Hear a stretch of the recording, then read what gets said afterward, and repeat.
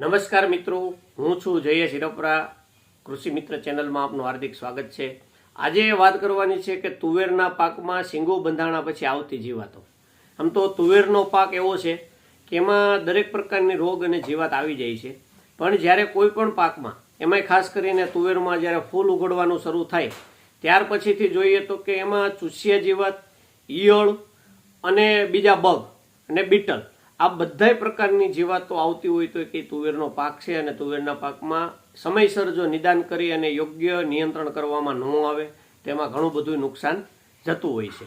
હવે ફૂલ આવ્યા પછી જો ઈયળની વાત કરીએ તો કે એક પોડ બોરર એટલે કે હેલિયોથિસ હેલિકોવેર્પા આર્મીજેરા એટલે કે લીલી ઈયળનો ઉપદ્રવ મેજોરિટી વધારે પડતો રહેતો હોય છે, કે જે લેપિડોપ્ટેરા ગ્રુપની જીવાત આવે છે. એટલે કે ઈયળ વર્ગની જીવાત આવતી હોય એવી એક તો પ્લુમ મોથ છે, એટલે કે નાની ઈયળ હોય છે કે એનું ફૂદું જે હોય છે એની ત્રણેય પાખો અલગ અલગ દેખાતી હોય છે, અને ઈયળ જે હોય છે એ ટૂંકા જાડા વાળ હોય છે અને ટૂંકી ઈયળ હોય છે, કે એ મેજોરિટી ફૂલની અંદર એની પરાગરસ ખાય છે અને ફૂલ ખરતા હોય છે. અને સિંગમાં પણ એ જે દાણાની હાર હોય દાણામાં કાણા પડી અને દાણા ખાઈ જતા હોય છે. ત્યાર પછીની વાત કરીએ તો કે પોડ ફ્લાય ફળમાખી જે છે એ સિંગનું બંધારણ થતું હોય ત્યારે પાછલા પગથી જે હોલ કરી અને ઈંડું મૂકી દેતું હોય છે અને અંદર ઈયળ થાય અને અંદર જે દાણા છે એ ખાઈ જતા હોય છે.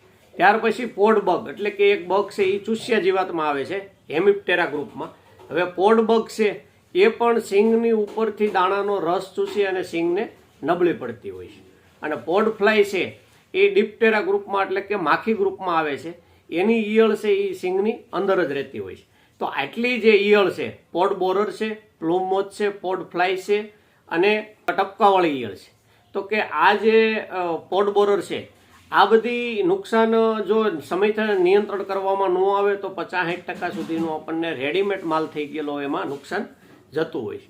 હવે આના નિયંત્રણ માટે જોઈએ તો કે ઈયળ વર્ગની જે કાંઈ જીવાત છે એના માટે ઇમામેક્ટિન બેન્ઝોઇટ 1.9%, પર પંપ 25 મિલી અથવા ઇમામેક્ટિન બેન્ઝોઇટ 5% છે, અથવા ક્લોરાનેન્ટ્રીપ્રોલ છે.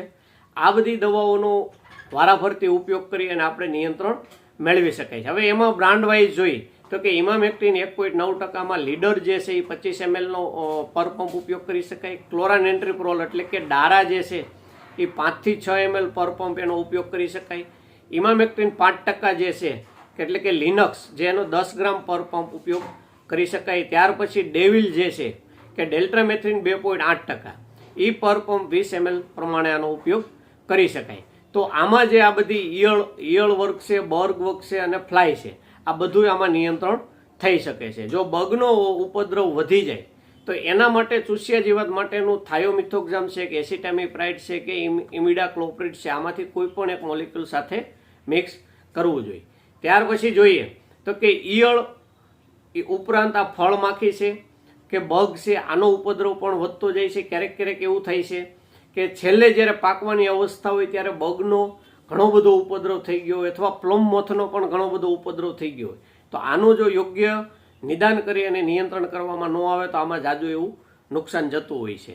ત્યાર પછી જોઈએ તો કે જીવાત ઉપરાંત રોગથી પણ ઘણું બધું નુકસાન જતું હોય છે. કે રોગમાં આપણને ખ્યાલ ઘણી વખત ન આવે કે સિંગ સારી હોય, અંદરથી દાણો કાળો પડી ગયો હોય, તો એના માટે જ્યારે પાણી ભેરું રહેતું હોય એવી પરિસ્થિતિ હોય ત્યારે આ પરિસ્થિતિ થાય છે, જે પિથિયમ નામની ફૂગ છે. બીજું કે જ્યારે ફ્યુજેરિયમ ફૂગ હોય અથવા રાઇઝોક્ટોનિયા ફૂગ હોય અથવા ફાઇટોપ્થોરા ફૂગ હોય. ફાઇટોપ્થોરા જે છે એ થડ ઉપર જોવા મળે છે, ફ્યુજેરિયમ છે એ મૂળ ઉપર જોવા મળે. આને હિસાબે પણ દાણો છે એ ચીમળાઈ જાય છે, સિંગ પણ હુકાઈ જાય છે, સિંગ પણ ચીમળાઈ જાય છે. તો આવી પરિસ્થિતિ હોય ત્યારે આપણે યોગ્ય સાથે એક ફૂગનાશક નાખી અને જેનો ઉપયોગ કરવામાં આવે તો આ ફૂગમાં નિયંત્રણ થઈ શકે. પણ આના માટે અગાઉ આપણે જે છંટકાવ કરતા હોય એની સાથે કોઈ ટેબુ plus sulphur, mancozeb plus metalaxyl, mancozeb plus carbendazim આવી કોઈ પણ નોર્મલ ફૂગનાશકનો ઉપયોગ કરેલો હોય તો આ ફૂગથી જે નુકસાન થાય છે એ ઓછું રહેશે. આવી ગયા પછી આપણે જ્યારે છંટકાવ કરવા જઈએ છીએ ત્યારે આપણને નુકસાન થઈ જાય છે અને પરિણામ આપણને ઓછું મળતું હોય છે. તો આ હતી તુવેરમાં આવતી રોગ અને જીવાત વિશેની માહિતી. જો આ વિડીયો સારો લાગ્યો હોય તો અન્ય ગ્રુપમાં શેર કરો અને અમારી ચેનલ સાથે જોડાયેલા રહો. નમસ્કાર.